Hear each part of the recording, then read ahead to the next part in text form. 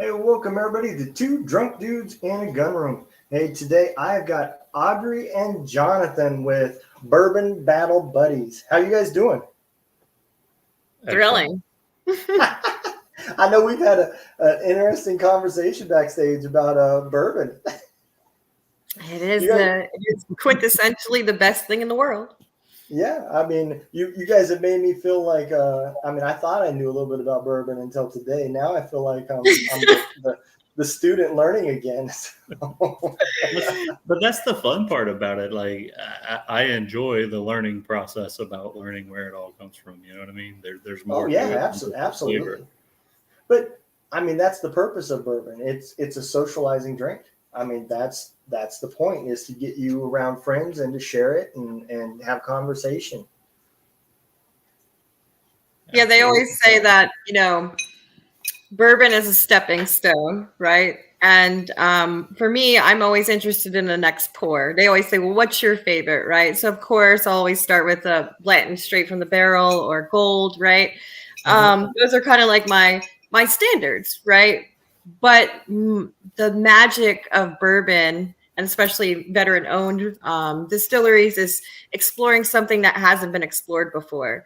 And bourbon always leads you into something special and unique. Yeah, absolutely.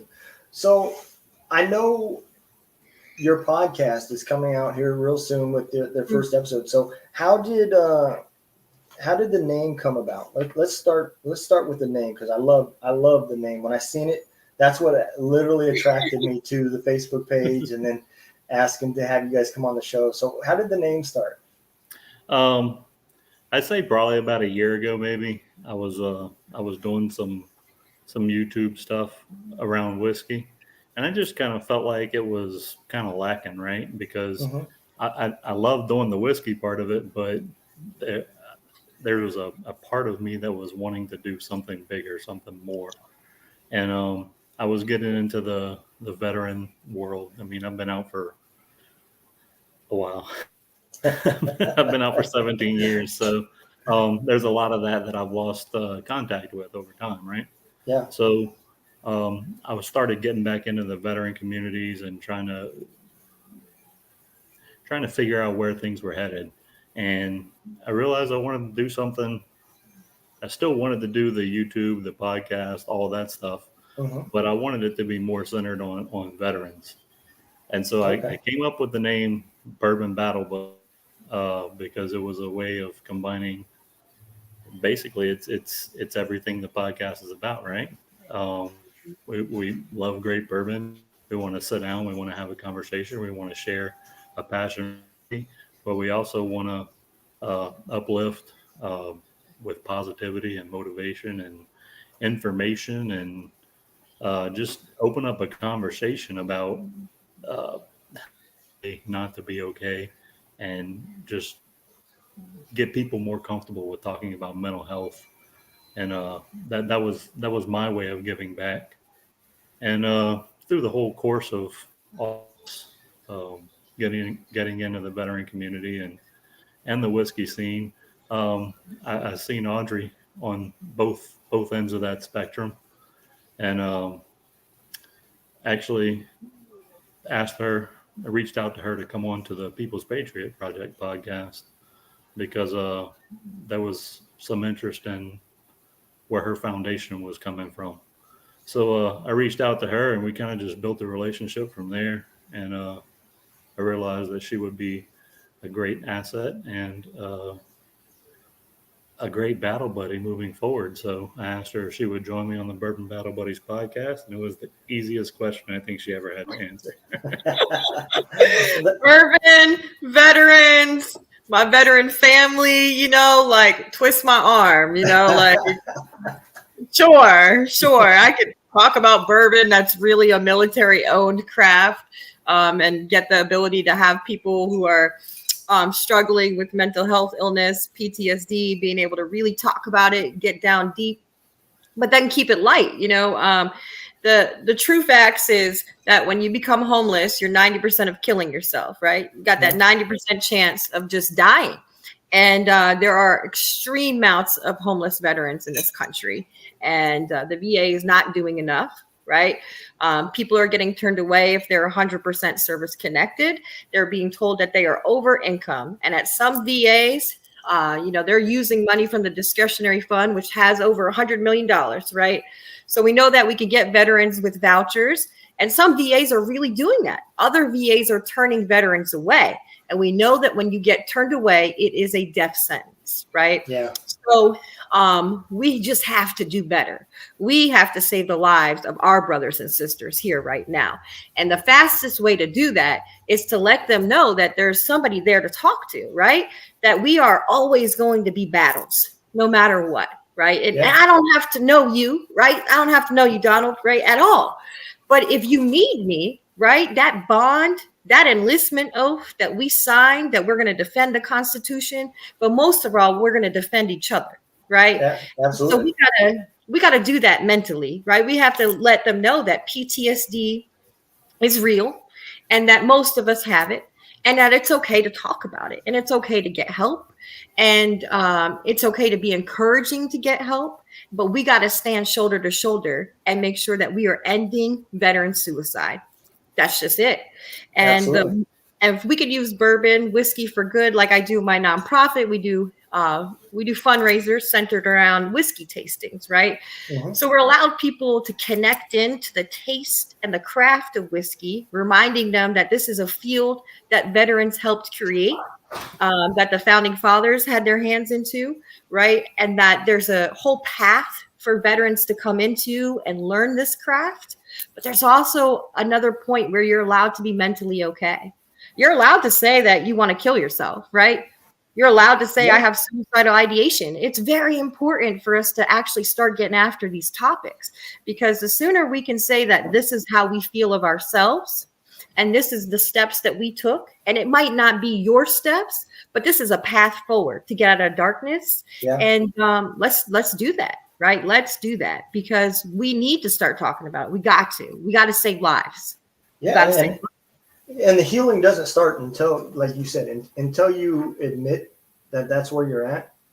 Right. There's still that barricade between the people trying to help you and yourself.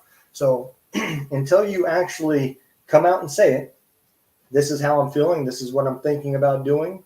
Right.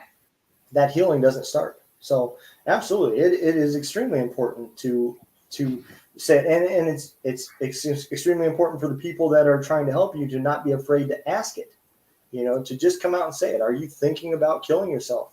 Mm-hmm. And being prepared for if that response is yes, right? Cheers, there, Particle. Cheers. But if that response is yes, right, what does a battle do? Right. Yeah. And so that's important to say, okay, well, we now know that we got one of our own that needs help. Right. But how do we get into it? Right. Do I call 988? Right. Do I just sit down and talk with them and say, hey, do you want to have a glass of bourbon and go for a hike? Right. Yeah. You need someone to listen to you. Are you just fucking angry and you want to scream your fucking head off right now? Like, you want to go punch a tree with some boxing gloves with me? Like, you got to learn to know your battle, right? And so that's important that we constantly check in for each other, that we're there for each other, because nobody's going to be there for us but us. It's been proven. My foundation would not be around to help veterans with homelessness if it didn't exist, right? So I have to read this comment. Can you guys see the comment? He said, I'm so drunk tonight, I'll shave my head clean live if a woman comes in and smokes with me. What are you smoking? Cigars? Weed? What you got? I mean, I'm open to this possible option. You just have to tell me what you're providing. Like, maybe. Oh, Parzival. There, anyway. I have questions. Well, welcome to the show, Parzival. You made us all laugh. But yeah, no, absolutely. And the other part that you said that was really important there was the person that's trying to help you needs to know what to do if that answer is yes. Because I have seen from my career where that answer was yes. And then they talked for a while. And then the question came up, "Are you okay?" And the other guy said yes, and he left him alone, and he ended up killing himself. So Right. there is things that you need to know what to do, and it is extremely important to know that once that question comes back as yes, until you get them help, not to leave them alone. Right. It's better to take them serious, and let's get rid of some of these myths about, well, if you're talking about it, you're not serious. Mm-hmm. None of those myths are true. If somebody says it, you need to take it serious. 100%. Acting all messed up today. We've been having some storms out here, so the internet's getting all crazy. We got some nice hailstorms yesterday. So Oh, wow. yeah, like softball the size. So everybody right now, the body shops are getting jammed with people taking their cars today. So, Mm-hmm. No, so I think that's messing I up. don't mess with none of that stuff, man. What's that? Hail? What's that? Cold weather. Oh yeah. Yeah, I don't do that. Well, it definitely ain't cold. It's just showing us that Mother Nature ain't done with us, I guess. She's never done. She's never done. Yeah, you ain't lying. It's Yeah. never Doing done. good, Jason. Doing good. Oh man. Yeah, Jason, how's it going, man? Jason Steiner, I think you guys have talked with him, man. He is an amazing guy with Hero Stock. And if you guys get a chance to go, you need to go, because I'm gonna be up there, and it is going to be a blast. And there isn't going to be a guy up there that sells bourbon, so I've seen you'll that. have to come. I've seen Yeah, that. I'm gonna buy a bottle. Veteran, right? Yeah, it's a veteran-owned business. That's what I Yes, thought. absolutely. Sinking me in, reeling me in. Yeah. It's in See, Nebraska. No. I was just helping Jason out because it's just a matter of time before he throws that plug out there. So I was just helping him out. Oh man, I love it. And so I guess that's important. It's important to really recognize is that, how many of us are starting to get into this craft again, right? Like this was ours and other people took it over. And there's this great book called, and it's written by a veteran as well. It's called Bullets and Bourbon, right? And so it kind of goes over the whole history of what bourbon is and how the military has played this integral role in it. And so as veterans are like transitioning out of the military right now, there's this like really amazing area for them to go explore. Like they could be a distiller, they could become a brand ambassador, right? They could work at a farm where this corn for this mash is actually being harvested, right? So there are so many different programs out there that you can say, wow, I kind of want to do farming.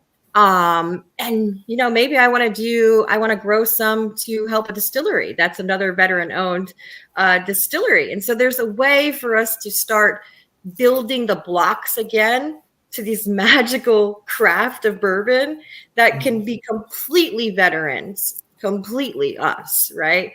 And so I kind of think there's a place where we just take that back.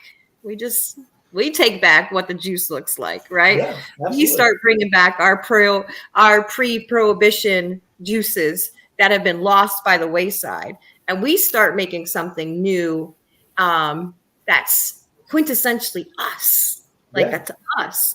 And then we have the ability to save lives with it, and it's kind of a no-brainer. And the more you're able to say, well, hey guys, I have PTSD, right? I've been through the ringer.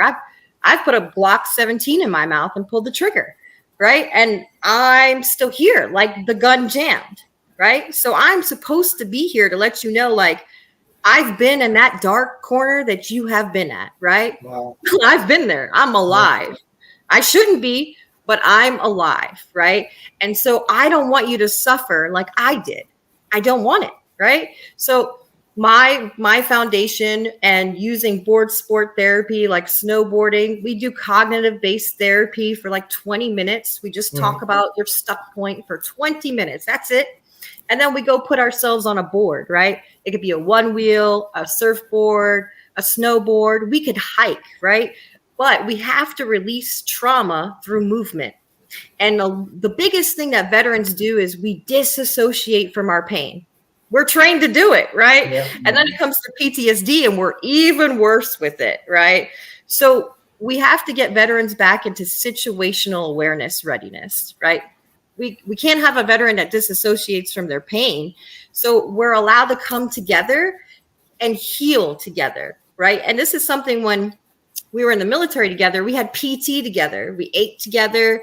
When you're removed from that, right? You leave the military, there's just this gapping loss, right? That brotherhood, that sisterhood that's there that you're used to, it's gone. It's gone from you. And so, veterans are so easily to fall by the wayside is because they've been stripped from their family. We've already given up our family, right? We joined the military. This is a sacrifice of our service. Our family has moved on. They've had all these holidays without us. Yeah. But we've spent our holidays with our military family, and then it's taken from you. And so we have to start as a veteran community saying, there's still one here. Like, you are worthy of living. You're worthy of it. Like, my year from last year to this is totally different, right? But I'm in gratitude every day because I got a new chance every single day. And I want every single veteran to wake up and know that they are worthy of being alive. That's it. Like, don't die. I didn't. Come with me, right? And my journey doesn't have to be the same steps that you take, but still walk in the way of the warrior that you are. Come back to it. Come back to it. Because every last one of us is a warrior, right? Absolutely. We have joined to defend this Constitution. And so it's very important that we empower our warriors back. We need to. We got to get after it. There's no choice about it. Yeah, I've used this analogy before, where there's a straight line, and that straight line is not life, because life doesn't travel in a straight direction, right? It goes everywhere. But if you keep down that path and you keep walking, eventually you're going to cross paths with somebody in the middle. Right. Or you'll cross paths with somebody over here, and you can walk together and put them back to the middle. And that's the analogy that I like to use is, eventually you're going to come across somebody. All you got to do is be available. You know what I mean? It's about having a voice and using it for good. And eventually somebody's going to pick up on that, and they're going to be like, hey man, I seen something you said, or seen something you posted, whatever it is you're into. And they're going to come to you with a question. And at that point, you have to have prepared yourself to be the leader and to take them by the hand and walk with them back. However long that takes, you know what I mean? You just walk with them until you pass split directions again. And they may not. You may walk together for a while, but the paths keep intersecting, and that's the thing. And I just think we all need to be available and be ready, because the time's going to come when someone needs us, and we need to be prepared. But I think that's a big part of what this community does, whether we know it or not, whether you're a nonprofit, whether you're a podcaster, whether you're doing a radio station like I've done, whether you're doing hero stock like Jason, all of these things interlink. And somehow, just like you said, us veterans are going to cross each other multiple times, and it keeps putting people back in your lives that care to ask those questions. Hey, how you doing? How you been? And I know I do it a lot, and I've had people do it to me where if I haven't heard from somebody for a while, I'll reach out and say, hey, I ain't heard from you for a while. How have you been doing? Just checking in, and I think that's the good thing about the smaller organizations. It's kind of like our conversation earlier before the show started about the smaller VAs, it's the sense of care, not so much about the budget and about the ability. It's just the fact that somebody cares. And that's a big part. The other thing I want to ask, because it's happened to me a lot, and when we first started this podcast, I got a lot of slack.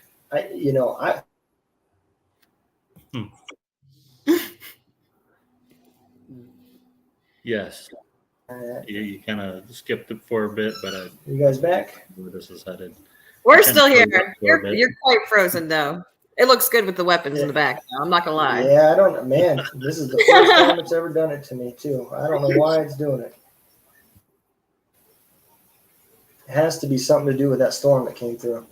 You all back? All right.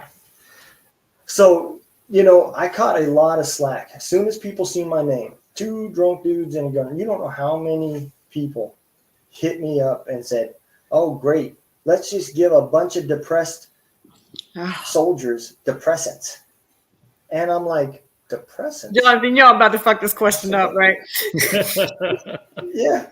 I'm like, what depressant am I giving you? I mean, because alcohol is not a depressant. It doesn't make you depressed. It might depress your nervous system because it's not a stimulant, but that has nothing to do with, your mood or any of that stuff. I said, and then second of all, when have I made anybody drink? Right. I haven't put a gun to anybody's head and said, hey, if you're going to be on the show, you're going to get drunk. Right. I mean, that's not what it's about. And I would just tell them, I said, man, evidently you haven't watched the show. I mean, that's obvious, because it's a name, man. It's something that veterans can recognize. And if you were a veteran and you don't get this, did you make it through basic? Because I'm really curious, where did you get chaptered at what point, but have you guys had any of that happen yet where people have jumped on you? Donald. So let me just say this, right? One, I'm gonna say again that bourbon is quintessentially military, right? Yeah. Secondly, I've literally had to I've been offered, money for my foundation, right? And I'm building veteran villages. So it's really kind of important. I need that, right? I need that to help save the lives of veterans. We know that adaptive sports helps reduce the rates of suicide for veterans. So this is something I'm passionate about. This is something I do myself. And sports saves lives. So for someone to come and say that they're willing to give me money, but that I shouldn't be using alcohol for my nonprofit is completely offensive. One, it says founder and president on my foundation, right? So I run the stuff I want to, you don't. Secondly, to say that alcohol is an evil for veterans is wrong. Every single veteran, as they're trying to heal for their trauma, has chosen something, right? Something. So it could be like, I'm going to isolate, right? Yep. It could be, I'm going to overeat and binge eat, right? Sometimes it's alcohol. Don't blame alcohol for the chosen path that a veteran is trying to express their trauma in. Right. I get it, right? But alcohol is not to blame. It's not to blame. It is the trauma that is present that needs to be addressed. And I'm pretty sure if you start getting after that with therapy, with sports, with overall wellness, with getting back in physical shape, right? When you start getting into your warrior mindset again, that's when you start healing, right? Yeah. The alcohol's not the problem. That's what you've chosen. If you've chosen to deal with your trauma and try to numb your pain that way, that's what you've chosen. But there's plenty of other ways veterans have chosen to deal with that trauma. And overeating is one of those, right? Like, especially for rapes in the military. We know that binge eating is one of those things connected to PTSD across the board, right? So you're either not eating well enough or overeating. So when are we going to address that, right? Like, why does alcohol have to be the evil? It's not. It's not. And so I've had my whiskey community, Whiskey for Warriors come out and they've been like, hey, we're going to sell some bottles. And it's not been a lot, right? But whatever we get off of there, we're going to donate to your nonprofit because we know that you're passionate about whiskey and you're not willing to blame alcohol as the reason for trauma. So that's where I'm at on that one. I think it also goes back to the other thing that's important too. The what's going on with veterans is sad. But we need to also realize that treating us like victims is not going to solve any problems, right? You're not going to help. You're not, helping anybody by treating them like a victim. So to say, well, it's not your fault. You're drinking all the time. It's because of what's going on. It's your trauma, or it's because the alcohol caused you to do this.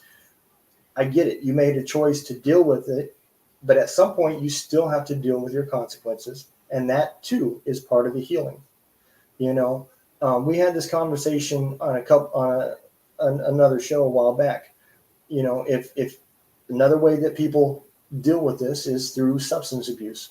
A lot of drug problems with this situation.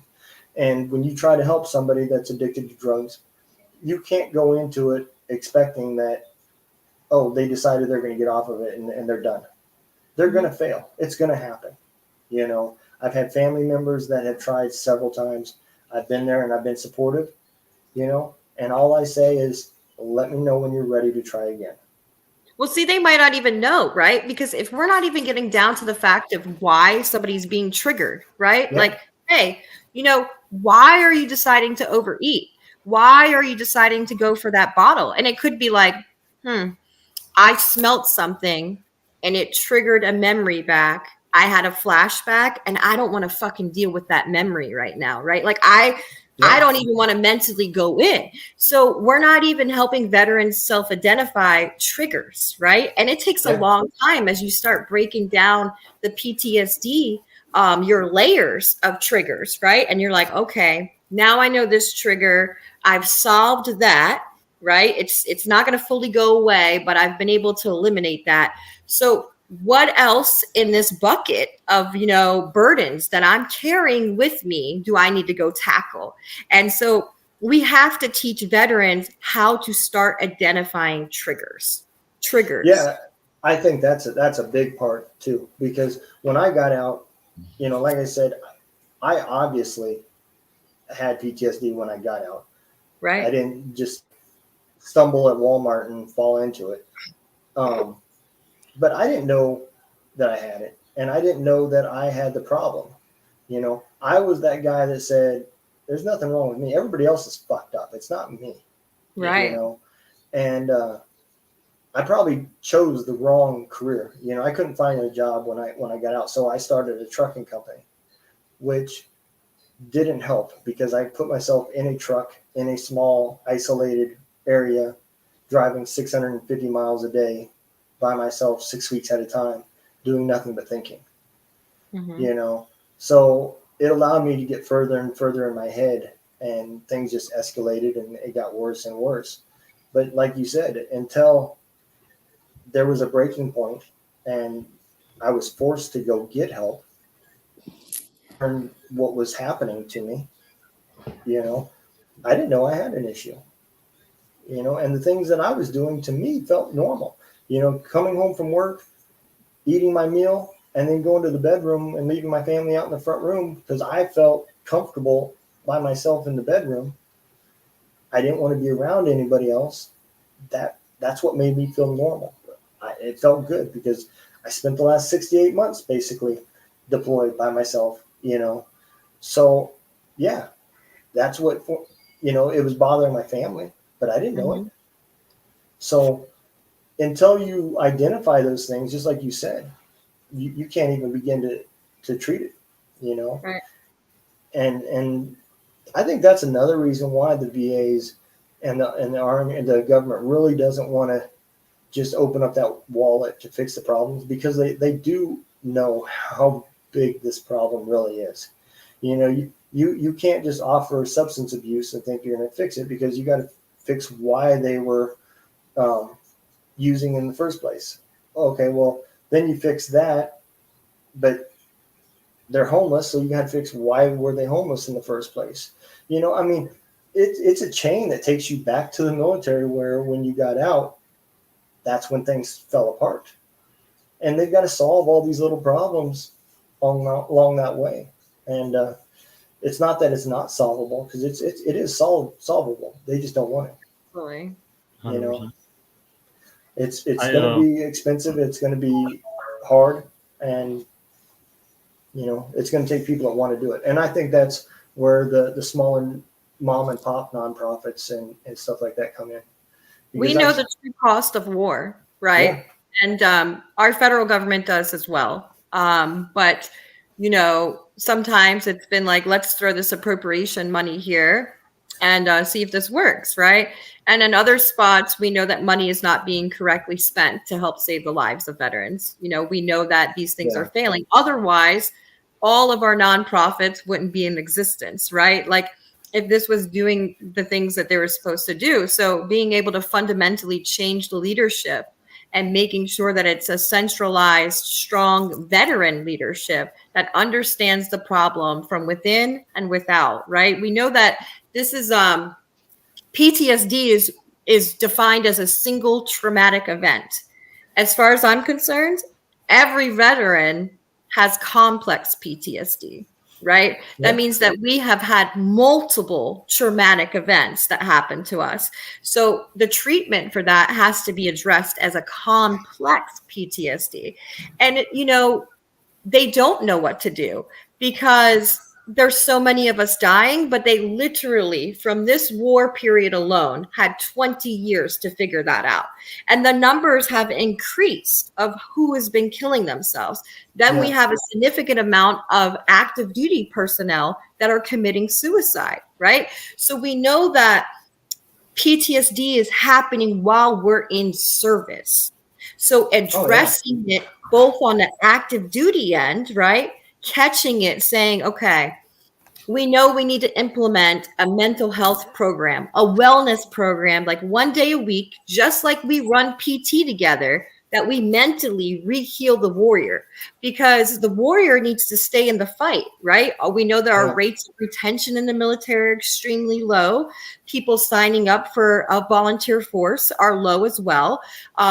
We've changed the policies for what it means to be able to retire from the military. We've let it become a corporation. We have people that are trying to run the military as civilians rather than as this is military, right?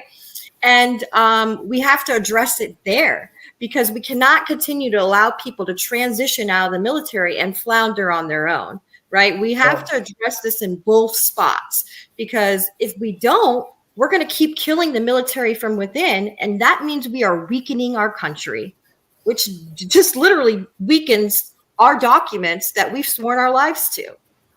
I think you're the first person that has said something that I had said behind the scenes for years. You take a pro athlete, right? I don't care what sport. They will all tell you that they have a program that they dedicate for things like mental health and for meditation and breathing, and they literally pay big money to have experts come in to help them get clearer minds and more focus and all that stuff. And they do that because at that level, talent alone is not going to give you that edge to be that top person, right? Right. So I've always said the same thing, right? How come we don't do that for our warriors? Because if they went into battle with a more focused, clearer mind, I'm not saying that what they're about to see is not going to mess them up. That's not what I'm saying at all. But it would help on the back end of the units being able to say when it is messed up, hey, I understand now, because we've gone through meditation and we're now understanding. It's like, when you see somebody go to sick call, you can tell whether they're really sick or whether they're faking it, because you deal with the soldiers going to sick call all the time, and you kind of can tell which ones are legitimate and which ones are not. Well, if we were dealing with training our mind and our focus, you would see that same thing. You would be able to start knowing, hey, this ain't normal. There's really something wrong, and we don't do any of that. Instead, we tell you to shrug it off and get back in the fight. Yeah. And see, for me, I think that it decreases our combat readiness, right? And so we want our warriors to sustain. You know, we've done 18 months straight where we stop loss people, right? Yeah. Oh yeah. Because That we was brutal. mismanaged and didn't plan efficiently for war, right? But so we need people to be as ready as possible to get into that fight. So there's a way for us to train that warrior to get back into the fight and have resiliency, right? Yep. So instead of just ignoring that, okay, you know, deaths are happening, this is what's going on, we have to start training for mental health awareness. Yeah. We can't just let special forces and, you know, Navy SEALs, they have a trident mindset, right? This is something that I execute as brown water Navy, right? This is our amphibious, this is how we operate. However, the rest of the military, unless you belong to that community, you're not operating in that level, right? Yeah. And I believe that's inquisitively wrong. I believe that, you know, and this is what I've asked leadership to do in the military, and I hope they listen to me, right? Like, hey, we need one day of mental health wellness, right? And it could be where I'm putting people on board sports, right? And they're just talking about what's going on for about 20 minutes, because none of us want to do an hour of therapy, right? But if I can make it fun, you're willing to talk and get real with yourself. And the faster I can get you to deal with what's going on, especially on active duty, the faster I can get you better to get back into the fight. Yeah. And that's what empowerment of our military is, right? We want the strongest warriors because we are supposed to be the best nation in the world. We cannot do what we did to our military for 18 months and expect people to want to stay in the military. You cannot grind them down. You cannot have them on the West Coast right now in a shipyard working for that many hours and then wondering why all these suicides are happening from the ship. Well, listen, man, you knew that this ship needed to be dry docked. You can't grind people down and expect them not want to fucking kill themselves. Yep. We have to go kill the enemy. And we cannot do this to ourselves. And that's where leadership has to really say, am I making the best warrior here? And they're not. And there's better ways to do it. And we've all said this, right? And they've all ignored it. You can't ignore it anymore. You cannot ignore it. You cannot ignore that we know how to make ourselves better. And that's all we're doing. I'm not here to complain about the military. I fucking love the military through and through, right? Even though I was raped in the military, I love the military. I want it to be the best version of what it can be. And I want my military to be effective killers. I mean, that's, you know, that's what we are. Yes, we help global events around the world for humanitarian things. But in the end, we are here to defend this country. And we got to make sure we do it the right way. And we have to invest into these soldiers, into these sailors, the way that these people are signing up their lives to invest back into this country. It just has to happen. Has to happen. We can't weaken our military anymore. Our adversaries are getting stronger. Yeah. Oh, absolutely. 100%. And, you know, the other thing too, and I know as a warrior, there's going to be people out there that disagree, but I think there should be a cap on how many times you can deploy a soldier, you know. And I never thought about this until I got help, you know. So the first time I went and seen a psychologist, that initial appointment where they kind of find out a little bit about you and everything else. And one of the things that he had me bring in was my DD-214. And he was talking to me and he looked through, and as he was talking, he stopped and looked at me and he said, "Is this accurate?" I said, "What do you mean?" He said, "You were deployed for 68 months out of 20 years?" I said, "Yeah." I said, that's about right. I said, if you count Bosnia, you know. I said, you know, Bosnia was a peacekeeping mission, so it wasn't really a combat, you know. I said, but that was 9 months. And he just shook his head. He said, there should be a law. He said, no wonder you're fucked up. He said, you can't send somebody like that many times, you know. And he worked, so he wrote a book on PTSD, and I didn't know nothing about him. A friend referred me to him, and he literally was never in the military, but he went and went through like SEAL training and everything else so that he could kind of get an idea when he was writing his book. And he helped Fort Stewart kind of get a PTSD program and everything. And he ended up closing his practice, and the Air Force gave him a contract to run PTSD programs for them. So he really did know what he was talking about. And there's just some things that the government or the military just would not listen, and that's one of them. You know, they do not want, they don't want to put a cap, because then that means they need more people in the military to fill the slots for the people that they can't deploy no more. But, you know, there's still use for those warriors that have reached that cap, because I don't know what we're going to do to train because those old timers, they're gone. Yeah. They left shortly after 9/11 started, because they seen it coming. They got tired of it. They got burned out. And so all of our old leadership left. So you see a lot more of the 9/11 soldiers that they burned out that don't make it to retirement now, because they were so fucked up because of the way they were used and abused. So there's no, I don't know where they're going to find the discipliners, the trainers. I don't know. Or even just the mentorship, right? Yeah. So, you know, what we're seeing now is like our old timers, our salty fuckers, right? That's what I like to call them. And I love those guys, right?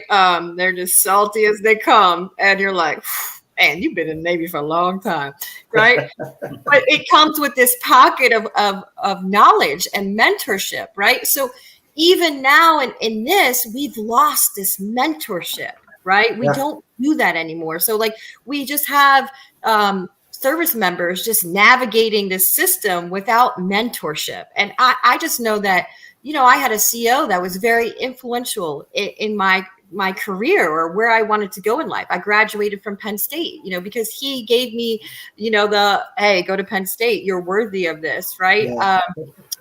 But we don't have this anymore. We don't have that. And there is a way to make sure that if we have to do, you know, where we have people at an 18-month deployment, which is horrendous, right? But they knew this was coming. And we're like literally making individual augmentees, putting 30,000 Army personnel home and then grabbing 30,000 not trained Navy personnel up to Army standards, right? And putting them at Fort Jackson, right? When you know that your School of Infantry is going to be at Benning, right? And you're giving National Guardsmen weapons that don't even fire, and then you're forward deploying them into Iraq because all the weapons are there because we're in a clusterfuck, right? So we know that if we can have wellness, right, if we can put mitigation strategies in, we can get people back to the fight faster. We can. And so that's what it's making about longevity for a person that's in a career, putting mitigation strategies in so they can get back to the fight faster, be mentally tough, put a trident mindset in there and get back. Like we have to do this. We just have to do this. And we know what we know what we're talking about, right? Like we are us. And so, you know, military leadership they're just going to have to start understanding that we know how to fix our military, whether we're in it or not anymore. And we have the passion to make sure that we want to see the military succeed. We want good, trained people that are going to be effective. And so when they get out into the civilian world, they can be just as effective when they don't want to be in the military anymore, right? But we want retention. We want people to stay in for those 20 years. We got to make it worth their while. And that's not what we're doing. Nobody wants to join up to say, oh, I'm going to work 400 hours right now.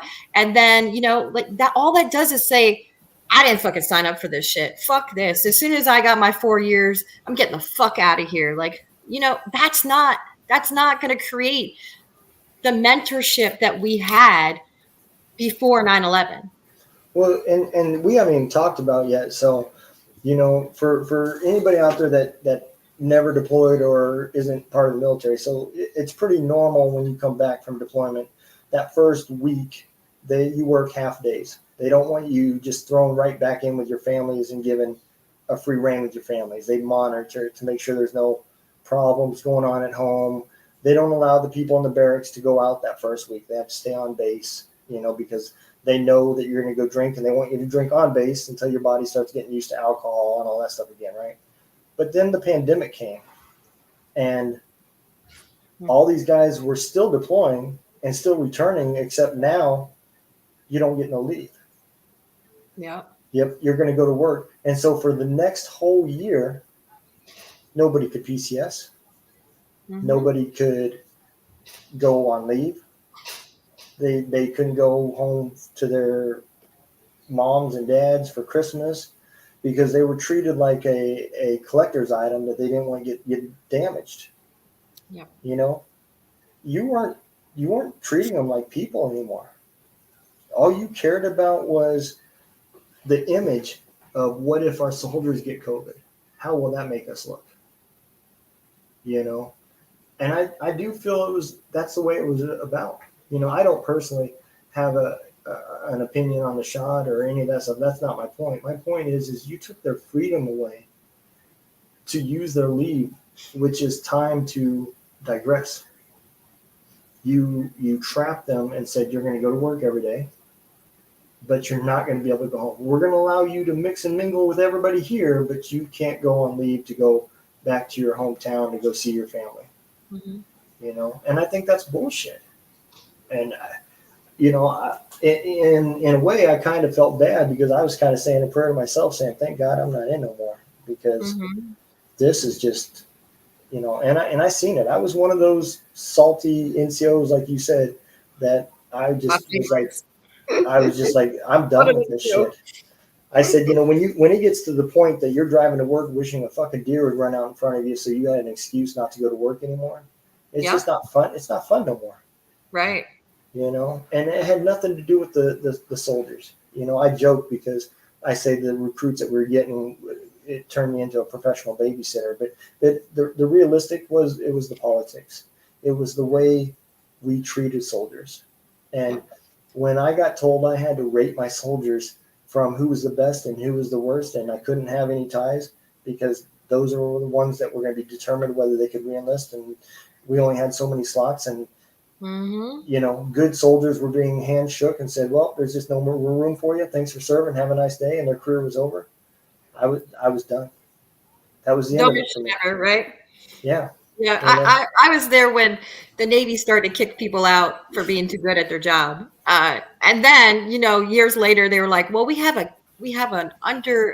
gap. We're understaffed in this. Yeah. You guys got rid of all the good people, right? You can't keep burning people out. And for me, I guess leadership for me has always been, if I take good care of my people, if I invest into knowing their needs, right, and what they need from me, they are always going to execute the mission. The mission will execute itself. I can guide, I can steer the way, but so long as I take care of my people, they're going to do it for me. And then I had to deal with leadership in the military where it was mission first, people second, right? And that was so difficult for me to see this because I can see how they're breaking these people down and putting no morale behind it, right? The fastest way to make somebody leave the military is to disvalue them, right? And to take that morale. And when you take that spirit that we have with the ability to have the mission just run itself, you're making us weak. You're making us weak. And we can only do so much. We can only do so much to people. And do we want to execute the mission or do we want to take care of our people, right? And I've always been of if I take care of my people, yeah, okay, you get once in a while, they're going to fuck up, sure, right? Everybody does that once in a while. But for the most part, if you provide all of their needs, if you take care of them on every single way, they're going to do it for you. They're going to take care of you. And it's not even going to be, you won't even have to ask. They will show up to work and say, I'm ready to go after this. You know, they won't have that feeling of like, God, I hope I fucking kill myself before I get to work. Or where they're in the parking lot and they're like, I'm going to need fucking 10 minutes right here to convince me to walk in through that door. You know, you got to put that extra 10 minutes of like, all right, I'm going to go do this today. Please don't let me kill no fucking buddy. All right. You know, like I've had that command, right? I worked for the Department of Defense, right? I remember sitting in that fucking parking lot having this conversation with myself, right? And so, you know, that's a reflection of leadership. It's poor leadership. And those are the things that are dangerous to our military. When you take care of your people, it works. When you put mission first, it does not work. Not for long term. No, Not- you're I think going back to 9/11 era, like right after everything took off, and you know, you talk about the soldiers being burnt out and stuff like that. I think the leadership was burnt out, man. oh, Like, I mean, absolutely. the low level leadership, you know what I mean? Like E5s, E6s, E4 Yep. Mafia, even like those guys, they were just, I mean, they were tired. Yep. Right. And I mean, reality, E4 Mafia is where it's at, you know? They're not bad. That's what I got out at. But, you know, the They E5, always get the jobs done. You would just be like, I'm gonna let you do that, but I'm gonna walk right over there, Yep. and I'm gonna go make coffee right quick and drink some coffee, and then you'll come report and tell me what y'all did. got that paperwork to go do, man. No, just come and tell me it's done. Don't even tell me how you did it. I don't want to know. I don't need any details. My back is turned. I've drank my coffee. Y'all did it. Good to go. Yep. Absolutely. I really think the leadership, you know, the people, that level of leadership that had access to the E1s, E2s, E3s, E4s, those people were so burnt out that they didn't even care or know how to lead anymore. They just wanted to be done with it. And yeah, they wanted out. From that point forward, it just progressively got worse. And to where now, I mean, I don't know what it's like now. I'm not there, but I just don't seem like it don't seem like it's moved in a forward progression at all in the last 17 years, you know? Yeah, I would agree. You know, and I do agree with you. There was two things that was happening, I think. So the officer corps was getting younger and younger, and the E6s, the E5s, like you said, we were getting burned out. We were tired of training officers, and we had I had a company commander, and I don't remember his real name. Everybody called him Captain Douche because his name was real close to that. But he's the only commander I've ever seen that got relieved and chaptered out of the military. I mean, that's how I've never seen. He got relieved from Afghanistan, of all places. He was going for something special, douchebag of the year. Yeah, yeah. So, you know, I remember the bad part is us old guys. The more we deployed, I think the more our give a fuck just didn't matter. We really didn't care anymore who we told to go fuck off. And, right. I remember this went on for a while, man. Every Friday, Captain Douche would go around hiding like soda cans and shit in Humvees, and he would tell the NCOs, if this place ain't clean, the soldiers are going to go home, but you guys are not. You'll stay here and clean. If you can't make them do it, then you're going to do it. And we were going on like month and a half of him playing these fucking games where he was hiding trash in Humvees and shit. And one day I heard that it was happening again. It was a Friday. And I grabbed my hat and I said, I had a fucking enough. And I walked into the First Sergeant's office. I threw my fucking hat against the ground. I said, I'm going to tell you what. I said, if he releases these fucking troops and he tells us to clean this fucking motor pool, I'm walking the fuck out with him. I said, I am done with this fucking childish bullshit. I said, he don't even have a fucking combat patch. You know? And my person was like, yeah, just go ahead and sit down, cool off. He said, I'll be back. And he walked over to the commander. He said, yeah, we're not keeping anybody today. He said, for your safety, we're not keeping anybody today. But I mean, it was bullshit. It was these childish games that, you know, I mean, like I said, I was now at like, well, I was after my last deployment. So I'd already had 68 months of deployments. You know, I was fucking tired of it. You're taking time away from my family that I already don't get. Right. So, you know, I was tired of it. And to see somebody like him who didn't even know how to lead. Right. And a role of leadership. Right. Yeah. You know, it would kill me. I would be at intel briefings. Right. And, you know, if you look at the invasion of Iraq, right, they poorly planned it. Right. They let politics run our operations, right? Politics they don't belong in the military, right? They don't belong in our strategies, right? This is not how politics don't win wars. We do, right? And so they rolled us in there. They didn't have adequate housing. We had no tents. We had no food. We had no place to put our fucking shit. And we created burn pits. Now, they knew this. They were briefed at the highest level. And I mean the presidential level. They briefed these people and said, this is not how we should operate. We should not send our people in like this. This military strategy is wrong, right?